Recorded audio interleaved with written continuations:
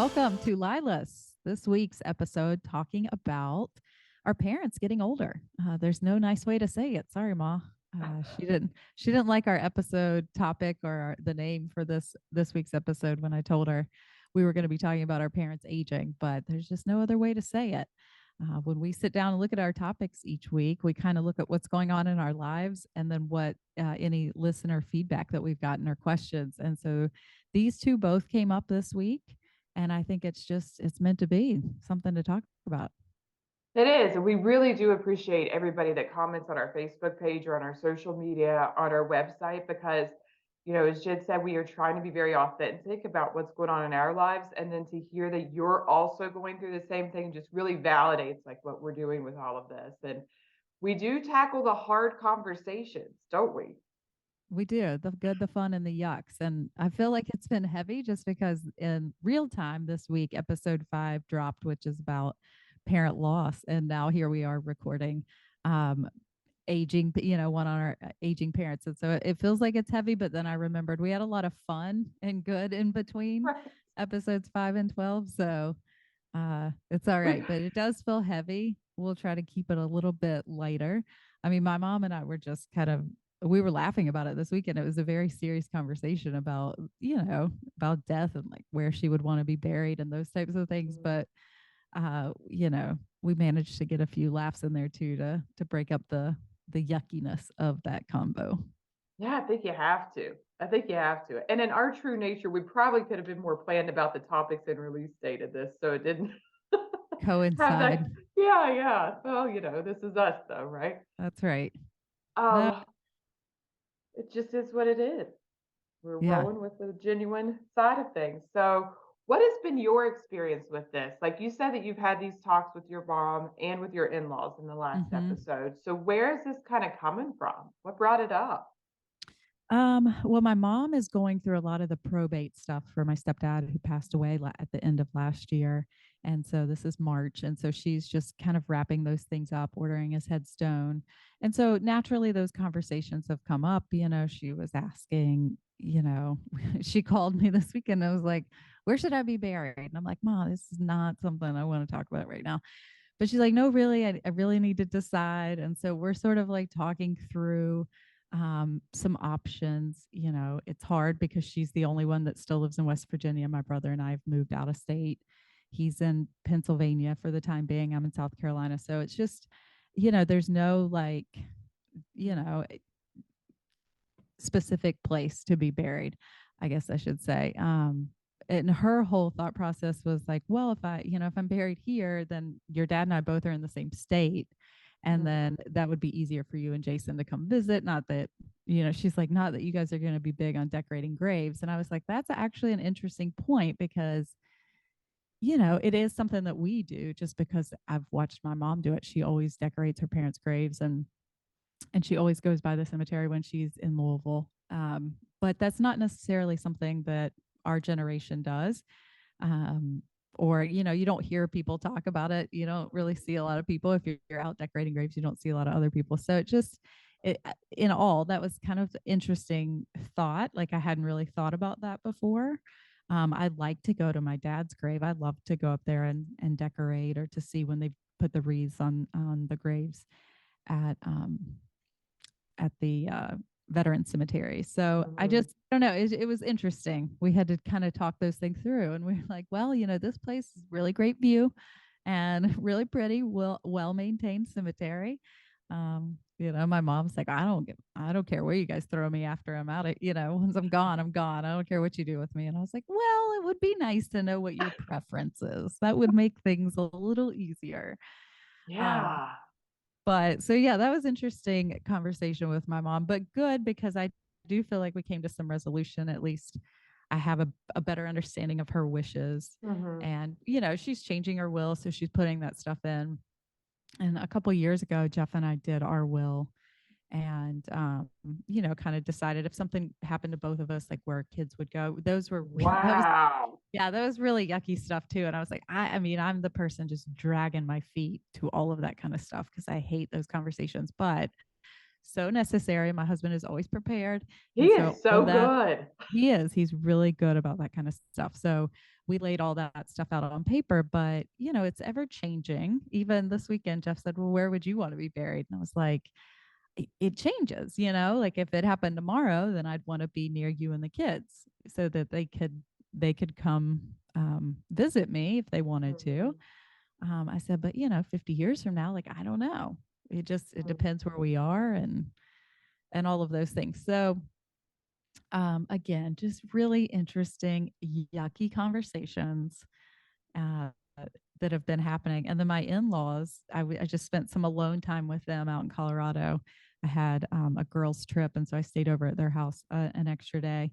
And same thing, they brought up the same mhm, topic of conversation, and it was like, because a lot of their friends are moving out of they live at altitude, and it presents challenges as you get older.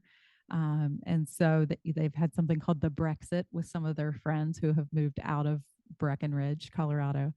And so just talking about like, some of the places they have several homes, and mhm. most of their homes have a lot of stairs. And so they're certainly thinking about these types of things as they get older.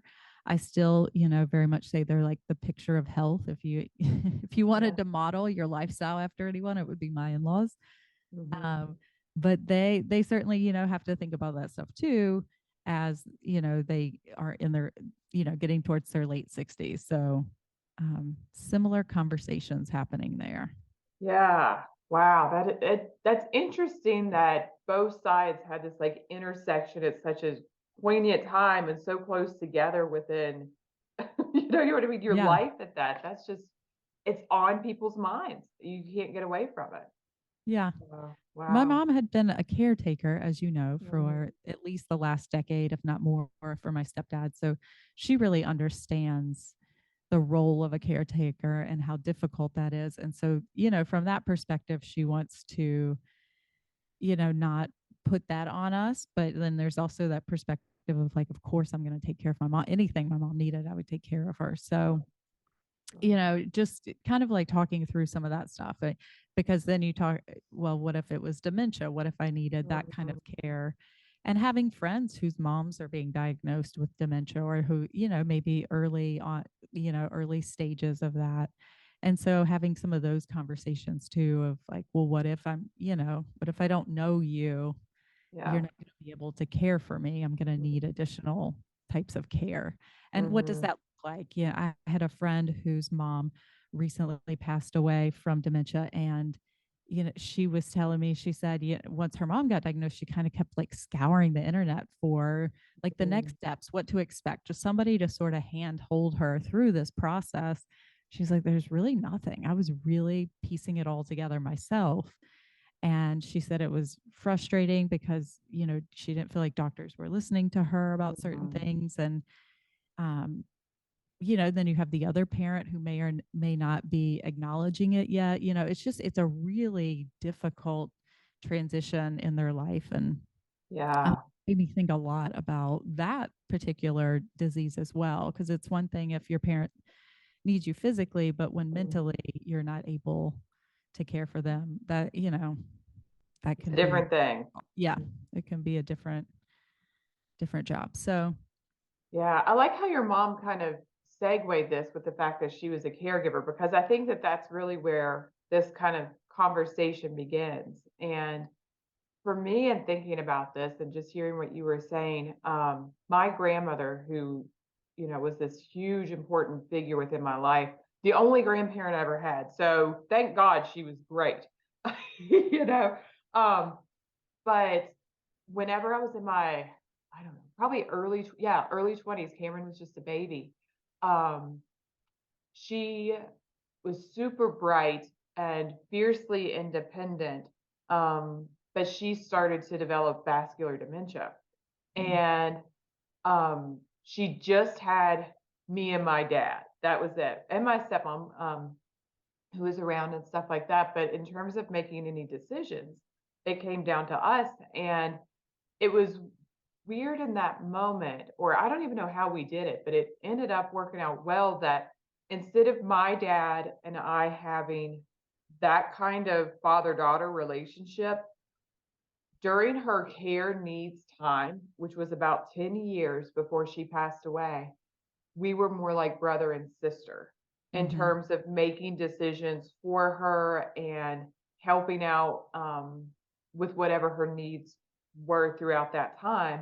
And he also defaulted, which was nice and heavy to me for decision making, because I was at that point in time, I think I was working in an Alzheimer's dementia unit at a psychiatric hospital, and I loved every minute of it. And so it was easier for me to understand what was going on, how we should approach this, the different plateaus and valleys that people take, the exacerbating factors. You know, I was able to get into resources because I already had the resources and knew of it. But for someone who doesn't have that, it is overwhelming in terms of Mm-hmm. the absolute struggle with that entire process. And for us, he literally and legally defaulted to my judgment. So I was actually her power of attorney on all of her legal things. I made all of her financial and medical decisions in consultation with him. But at the end of the day, it was my name that signed on the line in the paper. And I'm like 25 Right.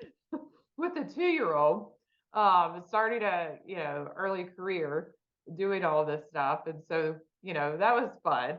But for me, I think the way that I conceptualize this, and this kind of went back to even some of the comments on our Facebook post, it is a challenging position to be a caregiver, Mm-hmm. um, especially as that person's reflections of you change or their personality starts to change. But what helped to keep me kind of, I think, grounded within that is that I literally felt like it was an honor for me to be sitting there doing all of this for her whenever she had done all of those things for me. Mm-hmm. And that's just the way that I saw it. I was like, okay. I mean, I know who she was. That's not who she's transitioning into now. And so Mm-hmm. you do grieve someone while they're alive. And Yes. that is very, very, very challenging to do. But I think it's important to appreciate the grief process in that, and that you're given the time to do it, Mm-hmm. and so her process with dementia, again, with that whole pattern was more stepwise. It was um, lengthy. Her needs changed. My dad and I made a promise that we would, and he likes to travel a whole bunch too. Neither one of us would ever go out of town at the same time, because if she needed us, then one of us would be there, Mm-hmm. and that I would be generally accessible almost at all periods of time where I'd had to sign like another paper that in lieu of me not being available, he could make those decisions or something. But it was what we did, to the Yeah. point where at one time we did have in-home care coming in, but it seemed to make her nervous. And then making the decision to transition this fiercely independent person to, um, you know, a rest home kind of an environment where Mm-hmm. she had cats. I don't know if you know this. This woman, No. oh my God, I was horribly allergic to these damn cats. Um, oh, I don't know how many trips were just because of cats. But there was a woman down the hall that had cats. She went down the hall and she would steal her cats and take Oh them back. no. No, cat So, thief. so there goes Gran hauling a cat down the hallway, all 80 pounds of her with this probably 15-pound cat. Yeah, so she turned into a cat thief in later on in life. But it was an honor for me, I think, to have that kind of relationship with my dad where we saw, you know what I mean, Mm-hmm. what our role should be within that situation. And then whenever everything finally happened, it was everything was known, everything was discussed, but that does segue into what they wanted their life decisions to be. And Mm-hmm. then you think about that more because you're now in that position. And so everybody copes with those things differently. And that's just kind of what, at that point, I felt was the best thing for me to do, is just kind of always see this as an honor.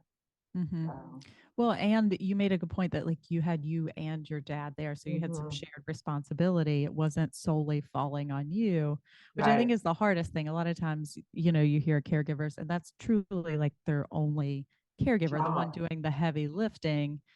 Um, and so, I mean, that was certainly my mom's case. I mean, she was, his only caregiver, her husband. And so it just, it definitely took a toll. I saw, Mhm, over the years, I definitely saw the toll that it took on her. But, she was fiercely loyal to the end and she was going to take care of him come hell or high water. So, I certainly would want to do the same thing for her in mhm, any capacity that I could. And so, yeah, just it's hard to think about those things. It's hard to have those conversations to say, well, in this event, what would you want? And how does that match what I would want? And how can we make this work? And in yeah. my case, I'm talking about, my brother who lives in Pittsburgh, Pennsylvania, and then I live down here in the South. And so we're not exactly in close proximity at this Mm, point, but that doesn't mean at some point we won't end up closer to each other. It's just not, the case right now. So it's a shift. And I like what my mother-in-law said. They basically do like a 5-year plan every year, where they, these are kind of our wishes right now. If mhm, in the next 5 years, we'll reevaluate where we're at and make some changes or decisions at that time. But everything's kind of in 5-year increments. And I really like that approach. I could see that being, kind of a healthy way to approach it, something that you're not thinking what, because once you get it on paper, it's sort of nice to know, okay, it's there.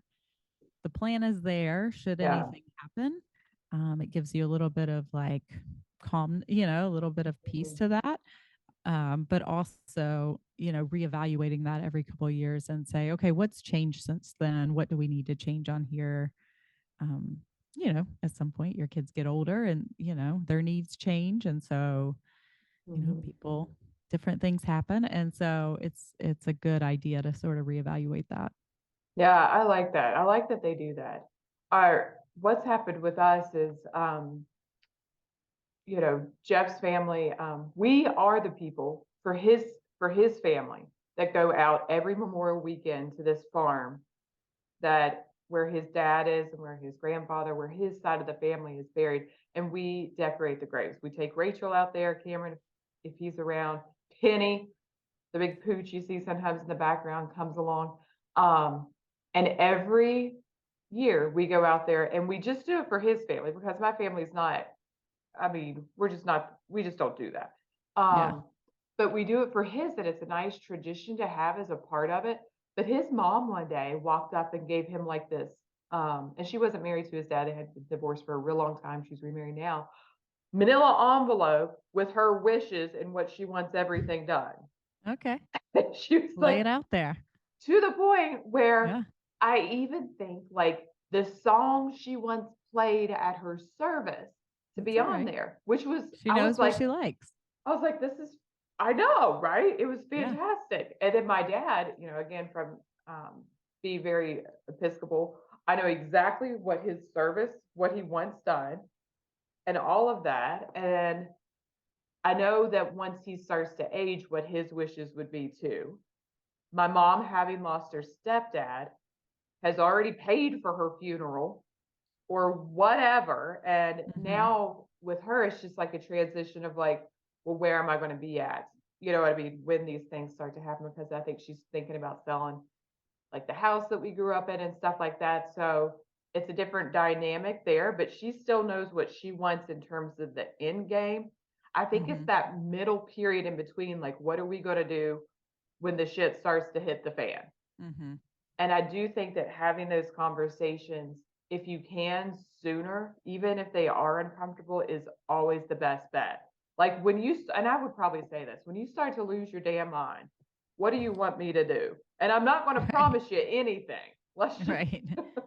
because I've seen what that does to people. That puts you in a bigger pickle. But like, I would really just like to know, like, what are you thinking that you would like to have as part of our consideration in this Mm-hmm. point of time? And oddly, maybe not, like even with Cameron, like especially with him from his medical status, like we talk about all the time, like okay, these are our lines that we're not willing to kind of go through. So Mhm. if this is where I'm at, then we're DNRs. You know what I mean? Like, we'll just make us comfortable and keep us cool because we're not playing this game. And so Yeah. to have that conversation even with your kid, that's another level of thing. Well, and your kid is technically an adult now, Oh, so he's older than me. you can right, mentally. Much older. But yeah, it's just it feels very, I think, lonely sometimes whenever you're in that caregiver position. And Yeah.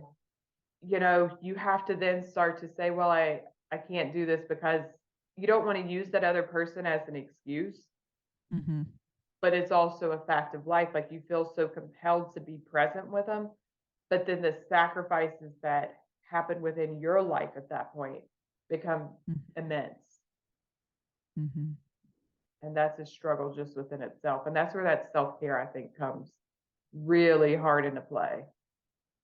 Having another outlet, getting other resources within the home, finding out what may be available in your area, because that takes a year's hit off of the person who's doing it, for sure. For sure. Absolutely. I used to preach that to my mom all the time. I'm like, but what are you doing for you? And so she Hmm. really got into, I mean, she kind of found her thing. She walks every morning before work. She goes to the gym. Like, I got to give her a lot of credit. She maintained her her mental wellness or mental health pretty Hmm. well for such a long period of time. And while it was a slow decline, I mean, it was truly, just her completely caring for another individual for such a long time. Her needs, obviously went to the back burner a lot of times. And she had, young grandkids that she wanted to visit Hmm. and do things. And so she would make the effort and make the plans and do all the things to sort of make sure that she was still maintaining her own sense of self. And I think that's how she got through it. Because I think anybody that knows her or knows Hmm. somebody that's been in that situation, they would agree. They'd say, how did you do that for so long and not go crazy? Yeah. It was because she made it a point to take care of herself and to do Hmm. the best that she could, with the time and the resources that she had. Um, so I think, yeah, definitely, as we've said over and over again, self care, so Hmm. important. You're not being selfish. You No. have to put yourself first so that you can care for somebody else because it is a full time job. And you have to really think about that when it comes to accepting that responsibility. Hmm. Yeah. And I think a piece of that too is that when you're going through something like that, and I, again, be me being kind of silly and word sensitive, you have to almost acknowledge that not only just what's happening, the toll it's going to take, the longevity of it, but also the uncertainty Mm-hmm. that just encapsulates so much of it. And that it's almost like it's relinquishing the ideas of control over a situation that just are not present. And that It's so really hard. takes, yeah. It's so hard to say that I don't have control over this. I'm just gonna let it see how it goes. It's really Mhm. hard, but you have to because you don't know, you know, ultimately No, you don't know how long it's gonna last or, what directions it's gonna turn. yeah, and I think sharing in that load as much as what you can is important. Um, finding ways to keep things alive or a memory, even if they're still alive, I think is important. Um, but it's a struggle, but it's one that I think if you approach as opposed to avoid, then it's very, very helpful. And just even in casual conversations, just knowing what somebody's ideas for themselves are, um, what they think about the aging process. Like, we ain't getting any younger here. So what's your thoughts on this? Like, where are we at? What if something happens to me? What's your plan then? Hmm. Kind of a thing.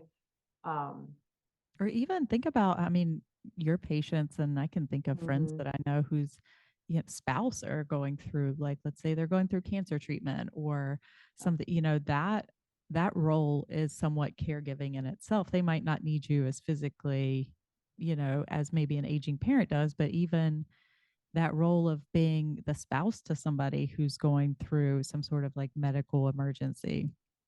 That's Yeah. still caregiving and such takes such a toll on the other person. Mm. Yeah, it really does because whenever, and I appreciate you mentioned that, it's like whenever you have a chronic condition, the secondary patient is your spouse or partner, Mm-hmm. because they are also going through the treatments with you throughout that time. And so dialysis is one that it just consumes so much of your time and really serves as like an anchor in people's lives. They spend out countless hours there, depending on what type, every single week. And that whole process is caregiving, getting them there, taking care of them afterwards. They're going to have a good day, then they're going to go back. And it's just everything can change our role in somebody's life at any given moment. And having tough conversations with the ones that we love, I think, make it easier for us in those moments to know what to do. Mm-hmm. And that's could every time that I see something like that happen, or I have a patient that gets a terminal diagnosis or that their family does, I go, well, you're not going to like anything I'm getting ready to say. So let's just go ahead and establish that. And now let's have the death talk. Like, what's our plan? And we'll sit and we'll figure it all out. And, it's uncomfortable at first, but then you just get so much reassurance if you are that person and knowing that you've had that conversation, that you're willing to, or that you now have a broader idea of what's available, because that could seem like such a narrow tunnel to be in Mm-hmm. those times and moments when you are caregiving, when you have a family member that has dementia or other forms of Alzheimer's. And we could go down a whole rabbit hole on that kind of stuff. But having conversations early, I just feel like is the biggest piece of security that you can get. And if not, really trying to find the resources within your area, community, and we'll definitely post a lot of those on here to kind of help out with that. But I mean, the thing that I think helped me out the most, um, I'm going to get all teary again, is I was sitting beside my grandmother in her little rest home kind of place or whatever. And my mom, I think I said this before, my mom, who she'd known for like 50 years or whatnot, was sitting across from her, just visiting her, because that was her mother-in-law for a long period of time and the only grandparent that we ever knew. And she hadn't called me by my name in years, but she looked at my mom and she said, now, who are you? Because she's mine. That was all I needed. Yeah. Because I knew that even though she didn't know my name, she couldn't say it. She didn't know who she was, obviously. But because of the role that I played within her life at that point of time, she identified me as being hers. Mm-hmm. Yeah, that connection. She still felt Yeah. that connection to you, regardless of what her Yeah. memory was telling her or not what she Hmm. could recall. Yeah. And Oh, that was Sarah, cool of my mom. that's so precious that Yeah. like you have that though. You know what I mean? Hmm. I see now why you say it was such an honor and that you really just sort of like stepped into that role because you just felt like it was an honor to help care for her. I can completely understand that. Yeah. That wanting to be that person Hmm. that takes care of somebody that you care so deeply for. So Yeah. that is so precious. It was nice, but it didn't go again without like, you know, hardships at different points of time. But that's where Sure. you having a good support system. That's where, honestly, the education that I had and the experience that I had in being in those types of places, I think was just mountains of helpfulness um, throughout all of that. And it really helped to cultivate those early conversations, for us as a family as to what we want to happen to us as we age. And Jeff and I still kind of talk about it at times just so that way he remembers, because my ashes are getting thrown in 3 different places. So he's got to Don't remember. forget. Yeah. Don't forget those three Three, places. three. That's So funny. yeah, yeah.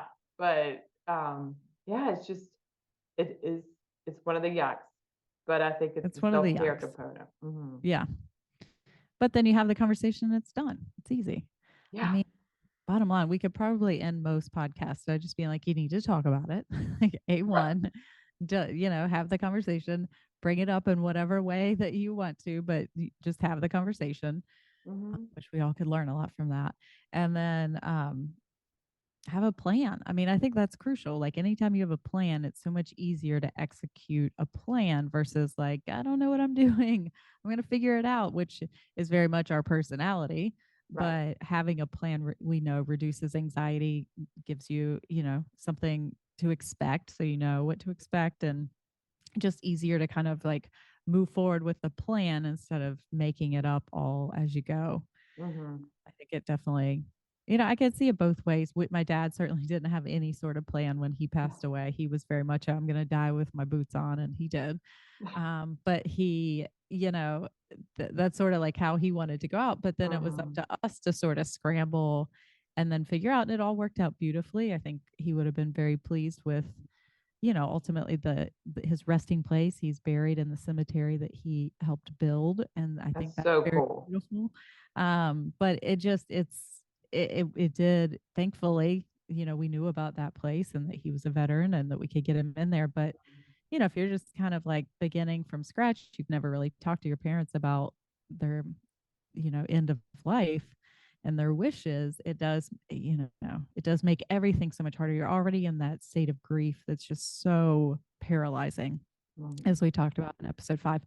um, the last thing you can do is really make good decisions, especially, if you find yourself in that position alone. You may not have, Mhm. I had my brother, had my dad's wife, we had each other to sort of lean on and plan those things together. But some people are doing it all by themselves. And, Yeah.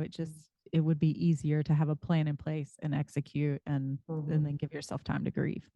Yes. Yes. We call it a dignity plan a lot of times. I like that. And I think referencing it that way, takes away some of like, hey, mom, we're going to talk about whenever you start to, develop dementia or your care needs change. So, you ready? My mom Good is going to stuff. hate this episode so much. Sorry, mom. We're apologizing now. Yeah. But we call it a dignity plan, and it's just like, okay, well, this is an important conversation to kind of have, and it is about maintaining dignity. Yeah. Uh, how are we going to do this? Right. And even if it's just like a sketch out of a, Right. Rough a draft. skeleton, rough drafts, something's better than nothing That's right. for sure. So we hope that this kind of scratched that surface, for folks, but it is, we feel for you because we've been in different sides of this. We're going through it too, just like everything else. And so it's like, well, we'll just see where this chapter kind of takes all of us, but it is a collective journey as we age to see these transitions within those that cared for us. And that in and of itself takes its toll on us as we're caring for other people, including our kids, our spouses, our dogs, them, Mm-hmm. whatever. But I do think that as a family, even having conversations when those big life chasms start to happen is just a great way to approach challenging situations, to normalize it, even for young kids, and Mm-hmm. to really teach them that having conversations is an important part of coping. Mm-hmm. And even though it may make us feel a whole rush of different emotions at that point in time, it's supposed to. And also coping with those emotions, having plans, how we're going to cope with it is a part of that as well. So that way we're not, again, rushing away from things that are sad or people crying or getting upset. And I just think, I don't know, I just think that that's really, really important for kids to see. What a great point. Like modeling that for your kids and Mhm. how you can prepare for some of the most, terrifying moments of your life. I mean, certainly nobody wants to think about that, but ultimately we know it's going to happen. And you just being prepared and seeing, us as parents do that, model that behavior for them could really help them in the future when those times happen. They kind of same thing. They've got a plan, they know what to execute, and they can focus on their grief process. So great point about just modeling that behavior, because I think that I personally think that's huge for our Mhm. kids to see us, not just talking the talk, but actually like walking the walk, like doing the hard shit, doing the hard stuff, having the hard conversations. It so prepares them, I think, for things later on. And even I think it's important for, and people are like, what? For kids to see you cry or to get Oh, upset. yeah. Yeah, because I didn't even realize this was like, I don't know, I probably should have realized this was a thing. But I was crying one day about something, which I rarely do, but whenever I do, it's like, oh my gosh. Although you've cried on like 6 out of I 10 know, episodes at I this say point. that. I'm like, oh, I guess whatever. Um, it's odd. But Cameron's girlfriend was over at the house, and she said to him at one point, "I've never seen like adults like that cry before." And my husband will even get teary eyed over stuff. You know what I Mhm. mean? And it's just like a shock for her. But it's so, I don't know that it's normal, but we feel like it's good for them to see us have those kind of points of expression, Mhm. because that way, whenever they feel it, they're not stuffing everything down and like a Right. volcano that's about ready to explode. And so, Oh, yeah. yeah, it's a good, everything that we're doing is a model for someone else's life, whether it's our kids, our friends, family members, it doesn't matter. So, but I'd have some conversations. That's the best. Agreed. Agreed. Yeah. Well, check us out on Facebook, Instagram, Twitter, TikTok, all the things at the LYLAS Podcast. And then check out our website, thelylaspodcast.com. You can find the contact us section where you can give us some ideas of topics you'd like for us to discuss or just some general feedback. We're always open to constructive criticism as well. And then, just check us out, check out our resources page. I think that's probably, in my opinion, one of the best pages on our website because each episode we tag specific resources that we've spent time finding, gathering to that we feel like are most helpful based off of each episode that we've recorded. So check us out on the web. And until next time, Out. Take care of yourselves and each other, right?